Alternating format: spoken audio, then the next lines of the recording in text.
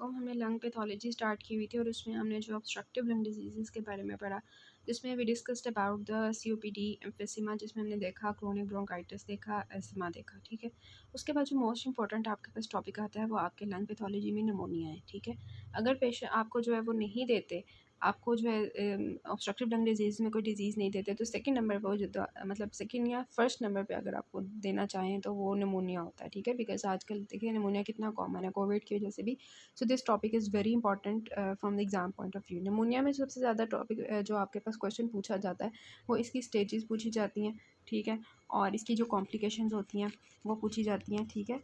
और ये पूछी जाती हैं और इसके अलावा इसकी मॉर्फोलॉजी बहुत ज़्यादा इंपॉर्टेंट है। और बाकी जो मैं आपको बताऊंगी वो एमसीक्यू पॉइंट ऑफ व्यू से जो इंपॉर्टेंट होगा वो बताती जाऊँगी। सो निमोनिया होता क्या है? नॉर्मली हमारी जो है हम ऑक्सीजन अंदर लेके जाते हैं और कार्बन डाइऑक्साइड बाहर आ जाती है और हमारी जो एल्वुलाई होते हैं उसके अंदर नॉर्मली एयर प्रेजेंट होती है, लेकिन निमोनिया में होता क्या है कि निमोनिया में क्या होता है, एयर की जगह हमारे एल्वुलाई में पानी जमा हो जाता है, ठीक है। फ्लूइड जमा हो जाता है, गंद जमा हो जाता है, ठीक है। और इस चीज़ को हम कहते हैं कंसोलिडेशन। आपके सिनेरियो में कंसोलिडेशन वर्ड आता है और वो आपको ये नहीं कहते कि हमने पेशेंट के जो है ना वो वहाँ पे लंग्स के अंदर जो है ना एयर की बजाय फ्लूइड देखा, वो कहते हैं consolidation of the air spaces होगी हुई थी, ठीक है। तो आपने इस वर्ड को अंडरस्टैंड करना है कि अगर हमारे पास नॉर्मली एल्वुलाई के अंदर एयर की बजाय हम फ्लूइड देख लें तो उसको हम कंसोलिडेशन कहते हैं, ठीक है। सो नमूनिया क्या होता है? नमूनिया हमारे पास जैसे ये नॉर्मल है बिल्कुल, लेकिन नमूनिया में क्या होता है, हमें एल्वुलाई के अंदर फ्लूइड मिलता है, ठीक है। ये हमारे पास है।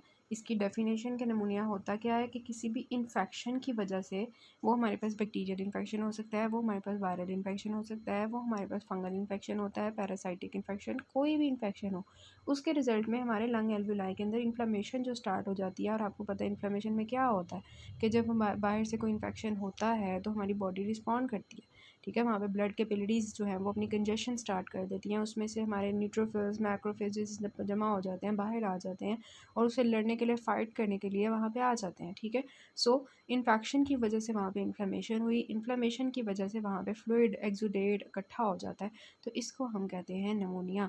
तो उस वजह से हमें जो लंग्स होते हैं उनके एल्वुलाई के अंदर फ्लूइड फिल्ड जो है हमें नज़र आते हैं और WBCs नज़र आ रहे होते हैं। यहाँ पे ये देखें इन्होंने कंसोलिडेशन वर्ड यूज़ कर दिया, मीन्स दैट कि यहाँ पे आपको लंग्स के एल्वुलाई के अंदर पानी मिलेगा, आपको ब्लड मिलेगा, आपको पस मिलेगी, आपको माइक्रोब्स मिलेंगे, ठीक है। और ये भी एक बच्चा है, उसके अंदर हमारे पास क्या है कि ये नॉर्मल लंग है लेकिन दूसरे लंग में निमोनिया हुआ हुआ है, ठीक है।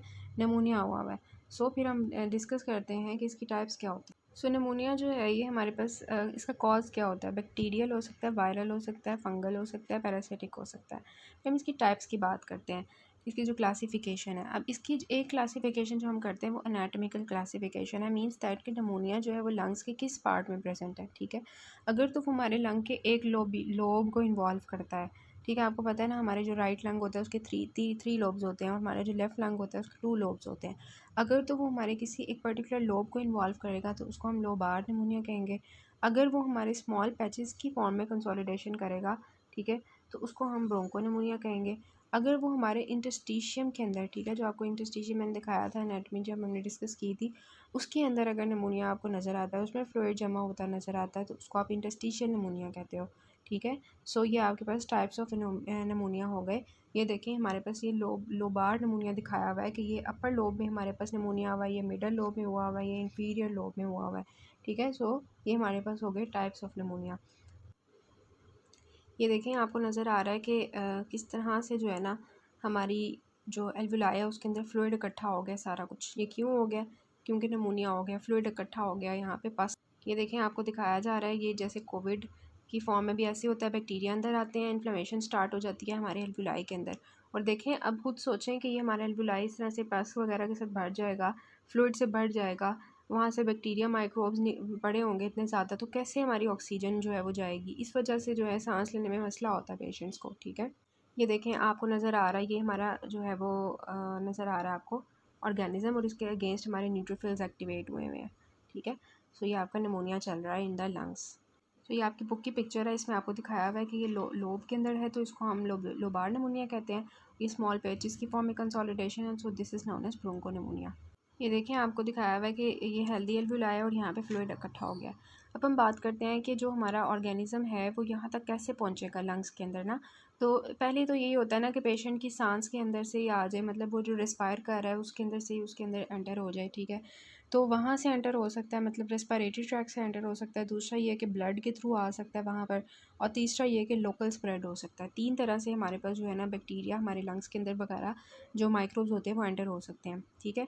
और किन लोगों के अंदर इन्फेक्शन कॉज करेगा उस खुद भी आपको पता है कि जो जिनकी इम्यूनिटी कॉम्प्रोमाइज़ होती है, ठीक है, उनके अंदर ज़्यादा चांसेस होते हैं कि हमारे पास अटैक हो जाए। बिकॉज़ वैसे तो नॉर्मली हमारे अंदर वैसे बैक्टीरिया वगैरह एंटर होते रहते हैं तो हमारी बॉडी उसके अगेंस्ट फ़ाइट कर लेती है, ठीक है। लेकिन अगर वो फ़ाइट नहीं कर पाती तो फिर प्रॉब्लम क्रिएट होती है। सो हमारे पास जो जिनकी रेजिस्टेंस लो हो जाती है, इम्यूनो कॉम्प्रोमाइज़ लोग होते हैं, उनके अंदर ज़्यादा मसला होता है। और जो इम्यूनो कॉम्प्रोमाइज़्ड होंगे, जो एक्सट्रीम्स ऑफ एज होते हैं, आपको पता भी है जो बूढ़े लोग होते हैं और जो हमारे पास बच्चे होते हैं उनमें कैसे कोविड जो है ज़्यादा अटैक करता है, आपको इस बात का पता है। जो लोग हमारे पास जो है क्रोनिक डिजीज़ के साथ पहले से हमारे पास प्रेजेंट होते हैं, फॉर एग्जांपल उनको पहले से डायबिटीज़ है, पहले से कंजस्टिव हार्ट फेलियर है, या सीओपीडी के जो पेशेंट्स होते हैं उनके अंदर निमोनिया के ज़्यादा चांसेस होते हैं, ठीक है। इसके अलावा वही हो गया कि जिनकी कंजेनिटल या एक्वायर्ड इम्यून डेफिशिएंसीज होती हैं, या वो लोग जिनकी जो है ना स्प्लीन रिमूव कर दी गई होती है पोस्ट स्प्लीनेक्टमी, ठीक है, उन पेशेंट्स में भी हमारे पास इन्फेक्शन का रिस्क और नमूनिया का रिस्क ज़्यादा हो जाता है, ठीक है। सो ये आपके पास हो गया कि किन लोगों में नमूनिया के चांसेस ज़्यादा होते हैं। सो ये इसकी पैथोजेनेसिस है। हमारे पास सबसे पहले इन्फेक्शन हुआ हमारे लंग का बैक्टीरिया वायरस वगैरह के साथ, और फिर उसके अगेंस्ट हमारी बॉडी ने इन्फ्लेमेशन स्टार्ट की। उसकी वजह से क्या हुआ, हमारे एल्ब्यूलाई में एडिमा हो गया, एक्जुडेट फॉर्मेशन स्टार्ट हो गई, फ्लूइड इकट्ठा होना शुरू हो गया, और हमारे पूरा जो एल्ब्यूलाई है वो भर गया किसके साथ, बैक्टीरिया के साथ, फाइब्रिन के साथ, ब्लड सेल्स के साथ, एक्जुडेट के साथ, ठीक है।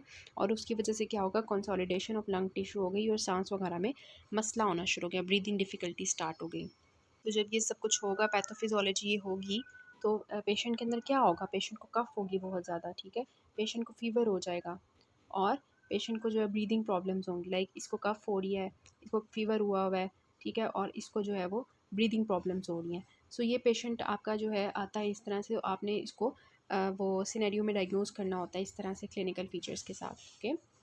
तो अभी तक हमने जो क्लासिफिकेशन डिस्कस की है अपने नमूनिया की, वो है कि वो लोबार हो सकता है, वो ब्रोंको नमूनिया हो सकता है, वो इंटरस्टिशियल नमूनिया हो सकता है। इसकी जो इटियोलॉजिकल क्लासिफिकेशन है वो हमारे पास 3 है। प्राइमरी हो सकता है, मीन्स दैट हमारे पास लंग्स के अंदर पहले से प्राइमरी इन्फेक्शन हुआ, मीन्स दैट रेस्पिरेटरी ट्रैक से हो गया। सेकेंडरी हो सकता है, मीन्स दैट कि कोई पेशेंट जो है उसको पहले से कोई इन्फेक्शन था किसी और जगह पे, फॉर एग्जांपल यूटीआई हुआ था उसको, वहाँ से उसका वो ऑर्गेनिज्म जो है वो लंग्स तक आ गई या ब्लड के थ्रू आ गई, ठीक है, तो उसको हम सेकेंडरी कहेंगे। और तीसरा हमारे पास होता है सुपरेटिव, ठीक है, जो पस की वजह से पहले से हमारे पास जो होगा उसकी वजह से हो जाएगा, ठीक है। सो थर्ड जो हमारे पास इसकी क्लासिफिकेशन आती है वो according to the clinical settings आती है। ये आपके पास थर्ड क्लासिफिकेशन होती है नमूनिया की, आपको पता भी होगा कम्युनिटी एक्वायर्ड नमूनिया होता है, मीन्स दैट के जो कम्युनिटी के अंदर हमारे पास हॉस्पिटल के बाहर जो हम ट्रांसमिट कर रहे होते हैं एक दूसरे को, ठीक है, कम्युनिटी एक्वायर्ड नमूनिया होता है। इसके अलावा हमारे पास कम्युनिटी एक्वायर्ड जो है वो टिपिकल नमूनिया भी हो सकता है, मीन्स टिपिकल ऑर्गेनिजम्स हमारी इर्द गिर्द इन्वायरमेंट में प्रेजेंट होते हैं वो कॉज कर सकते हैं, एटिपिकल भी हो सकता है कम्युनिटी एक्वायर्ड, ठीक है। दूसरा होता है हमारे पास जो हमारे पास हॉस्पिटल एक्वायर्ड होता है, उसको हम नोजोकोमियल नमूनिया भी कहते हैं, मीन्स दैट जो आफ्टर 72 आवर्स, मतलब कोई बंदा था उसको हॉस्पिटल में एडमिशन किया उसका, तो 72 आवर्स के बाद उसको जो नमूनिया होगा ना वो हॉस्पिटल एक्वायर्ड होगा। अगर 72 आवर्स से पहले होता है तो वो कम्युनिटी एक्वायर्ड ही रहेगा, ठीक है। सो ये आपने याद रखना है। और हॉस्पिटल में ना हमारे पास एक तो पेशेंट्स को भी निमोनिया हो सकता है, और जो वहाँ पे डॉक्टर्स काम कर रहे होते हैं, हेल्थ केयर वर्कर्स होते हैं, उनको भी हो सकता है, तो उसको हम हेल्थ केयर एसोसिएटेड निमोनिया कहते हैं।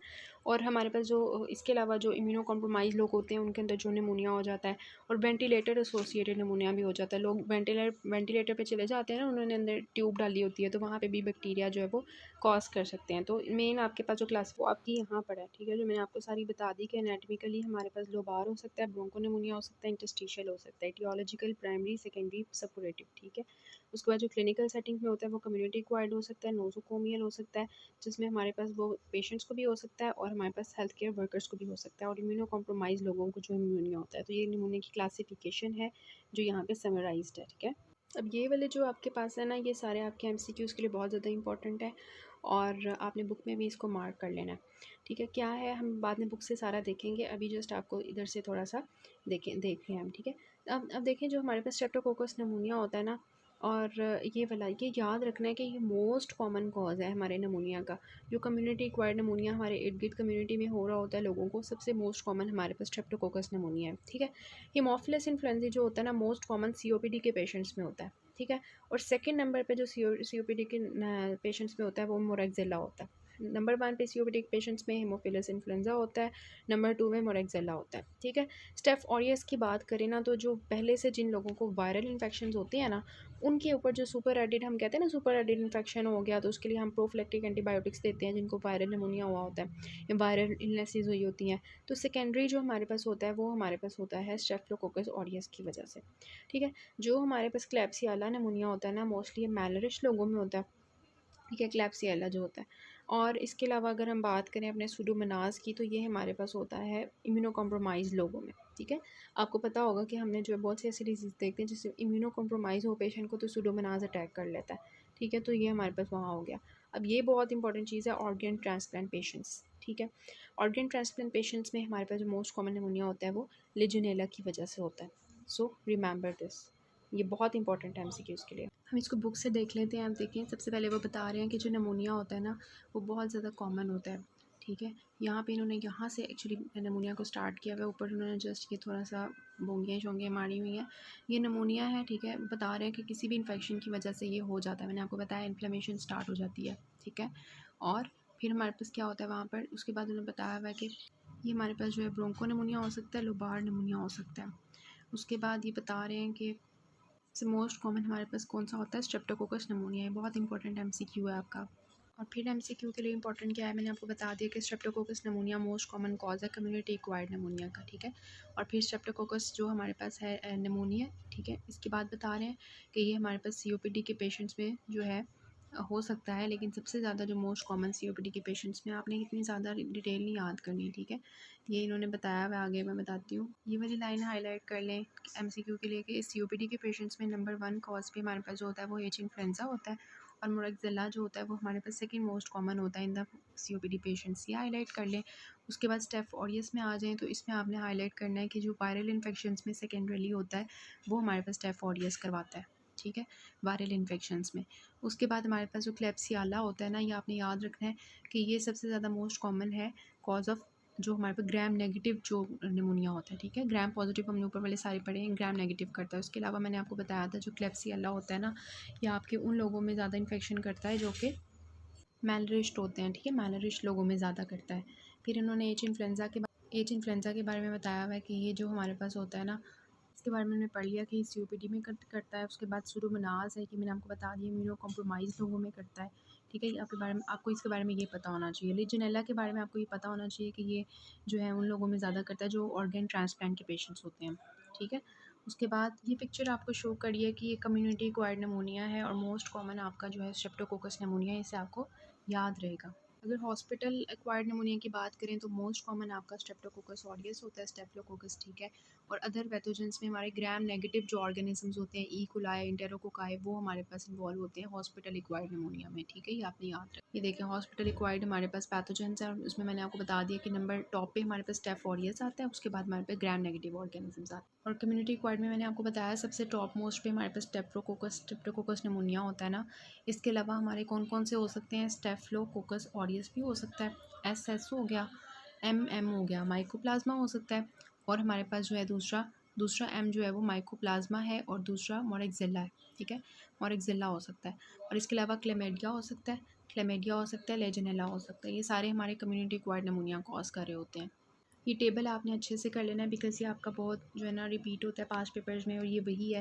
मैंने आपको बता दिया कम्युनिटी एक्वायर्ड निमोनिया में वो जो मैंने आपको फिगर दिखाई थी उसमें हमारे पास एस थे, स्ट्रेप्टोकोकस निमोनिया टॉप मोस्ट पे था, staphylococcus aureus, moraxella, M for mycoplasma. इसके अलावा एच इन्फ्लुएंजी है, लेजियोनेला है, ठीक है। ये सारे हमारे पास जो है वो कम्युनिटी एक्वायर्ड निमोनिया कॉज करते हैं टिपिकल। इसके अलावा ए टिपिकल में हमारे पास माइकोप्लाज्मा आ जाता है, ये जो हमारे पास क्यू फीवर कॉज करने वाला कोएक्सिला है, क्लेमिडिया है। वायरसेस में कौन कौन से आते हैं? वायरसेस में आपने याद रखना, जो हमारा इन्फ्लुएंजा वायरस होता है ना, और एडिनो वायरस होता है, वो कॉज करते हैं। ये आपके पास है कम्युनिटी एक्वायर्ड वायरल नमूनिया, जिसमें से इन्फ्लुएंजा वायरस है और एडिनो वायरस मोस्ट कॉमन होते हैं। बाकी ये मीजल्स और सीएमवी भी हो सकते हैं। नोसोकोमिया में मैंने आपको बता दिया, टॉप मोस्ट पे स्टेफोरियस है, बाकी ग्राम नेगेटिव है। एस्पायरेशन नमूनिया कौन सा होता है कि जो हमारे जीआईटी के नॉर्मल फ्लोरा होते हैं ना, वो कभी कभार उठ के ना हमारे पास तो रेस्पिरेटरी ट्रैक्ट क्योंकि पास ही होता है ना, उसके अंदर घुस जाते हैं, तो वो सारे एरोब्स एनारोब्स मिक्स हमारे पास इन्फेक्शन हो जाता है एस्पायरेशन नमूनिया का। ठीक है। क्रॉनिक नमूनिया नोकार्डिया एक्टिनोमाइसीट से होता है, और जो ग्रेनुलोमेटस इन्फेक्शन होते हैं लाइक टीबी वगैरह, उससे हमारे पास क्रॉनिक नमूनिया होता है। और नेक्रोटाइजिंग नमूनिया जो होता है ना, जिससे लंग एब्सेस, हम इसका टॉपिक भी पढ़ेंगे, इसमें हमारे एनारोब्स इन्वॉल्व होते हैं, और ये बाकी सारे वही हैं तकरीबन। स्टेप्टोकोकस पायोजिनीज जो है, ये हमारे पास पायोजिनीज पस से, ठीक है, एब्सेस बनाएगा यहाँ पे। ये नया है। इम्यूनो कॉम्प्रोमाइज़ में आपको पता है कि माइकोबैक्टीरियम एवियम कॉम्प्लेक्स होता है, इस पर ये हमारे पास फंगल इन्फेक्शंस इम्यूनो कॉम्प्रोमाइज़ में कॉमन होते हैं, एस्परजिलोसिस, कैंडिडियासिस, साइटोमेगालोवायरस, निमोनियोसिस्टाइटिस वगैरह। ठीक है। तो ये टेबल हो गया। बाकी हम अगले में जो है ना डिस्कस कर लेते हैं इसकी मॉर्फोलॉजी और पास्ट क्वेश्चंस इंशाल्लाह।